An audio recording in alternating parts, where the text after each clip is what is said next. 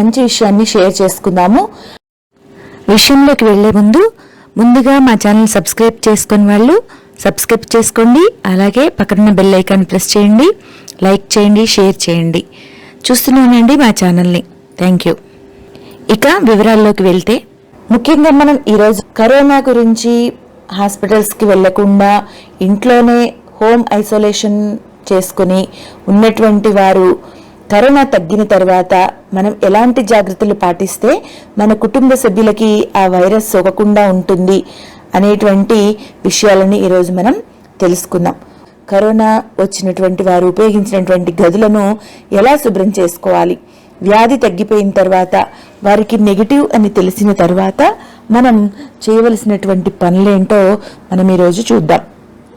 ముఖ్యంగా వారు ఉపయోగించినటువంటి ఎలక్ట్రానిక్ వస్తువులను కానీ బాత్రూమ్స్ని కానీ వాటిని ఎలా శుభ్రపరిచి ఉపయోగించాలనేది తెలుసుకుందాం. కరోనా సోకిన అనంతరం ఇంటిని శుభ్రం చేసుకోవడానికి సంబంధించి National Centre for Disease Control మరియు United States Center for Disease Control and Prevention అనేటువంటి సంస్థలు కొన్ని మార్గదర్శకాలను జారీ చేస్తున్నాయి. కోవిడ్ నుంచి కోలుకున్న తర్వాత ఇంటిని శుభ్రం చేసుకోవడంపై మీరు తెలుసుకోవాల్సినటువంటి విషయాలను అవేంటో చూద్దాం.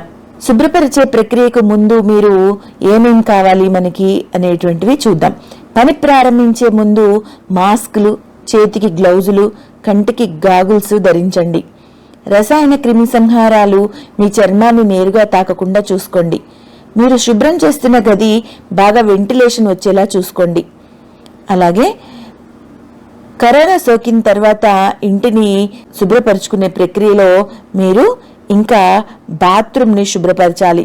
బాత్రూమ్ శుభ్రం చేయడం ఎలాగంటే సాధారణ గృహ బ్లీచ్ ద్రావణం లేదా ఫినోలిక్ క్రిమి సంహారకాలను ఉపయోగించి శుభ్రం చేయాలి.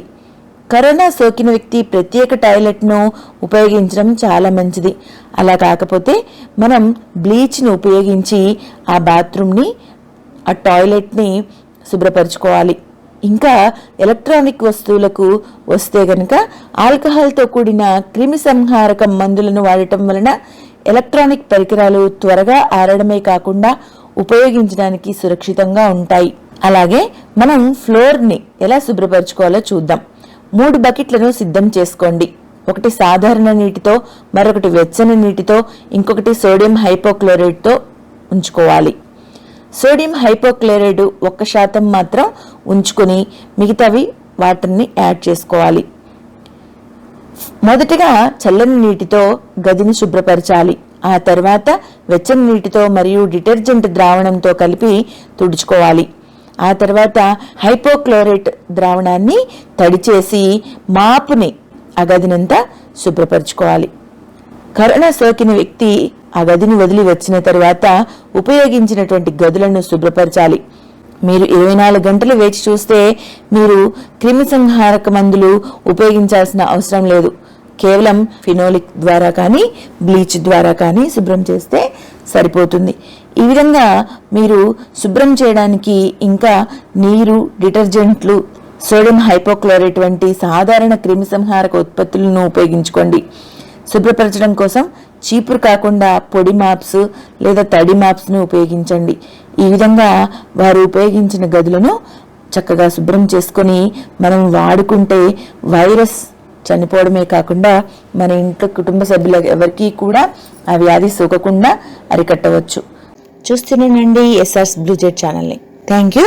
జై హింద్.